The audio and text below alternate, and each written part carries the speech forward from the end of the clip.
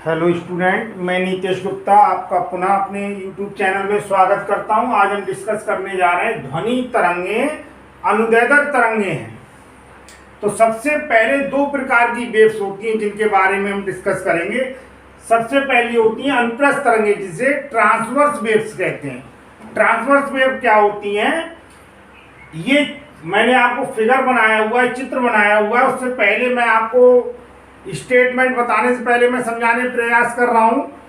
अगर माध्यम के कण तरंग के संचरण की दिशा के लंबवत कंपन कर रहे हैं, मान लीजिए तरंग तो इधर संचरित हो रही है और माध्यम के कण उसके लंबवत अगर कंपन कर रहे हैं, तो ये जो तरंग है वो क्या कहलाएगी? अनुप्रस्थ तरंग कहलाएगी।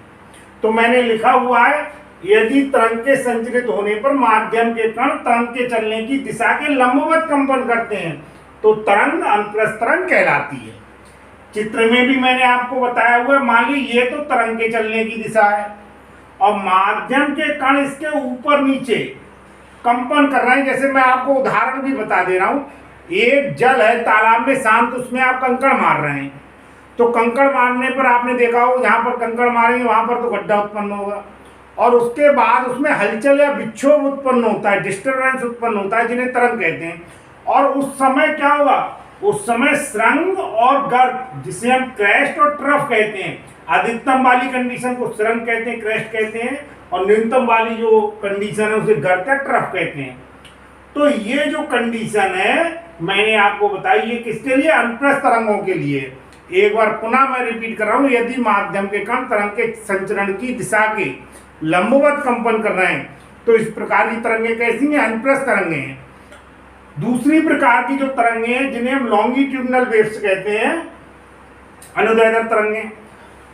आप ऐसे समझ लें, मैं पहले समझाने का प्रयास कर रहा हूं, जिधर तरंग चल रही है उसी के अनुदिश माध्यम के कण भी गमन करें या चलें, यानी तरंग के चलने की दिशा के अनुदिश ही यदि माध्यम के कण कंपन करते हैं तो उन्हें हम अनुदैर्ध्य तरंग या लॉन्गिट्यूडनल वेव्स कहते हैं।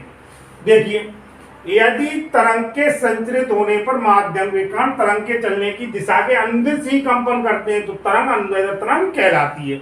ये चित्र के द्वारा मैंने समझाने का प्रयास किया हुआ है। यहाँ पर एक स्प्रिंग के उदाहरण के द्वारा लिया है। आप एक स्प्रिंग को एक सिरे से बांध दें और दूसरे से खींचकर छोड़ें, झटका दें, तो आप देखिए कहीं पर तो वो क्या होंगे? पास पास होंगे और कहीं पर क्या होंगे? दूर दूर होंगे।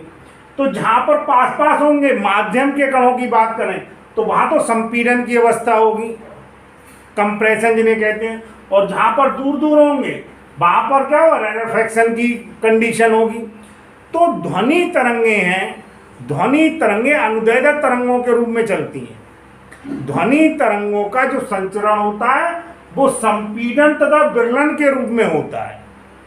तो ध्वनि तरंगे आप ध्यान रखेंगे लॉन्गिट्यूडनल वेव्स हैं या अनुदैर्ध्य तरंगे हैं। इनका संचरण विरलन और संपीड़न की कंडीशन में दशाओं के रूप में होता है। यदि ये वीडियो आपको पसंद आया हो तो इसे लाइक कीजिए, अधिक से अधिक शेयर कीजिए और मेरे चैनल को सब्सक्राइब कीजिए।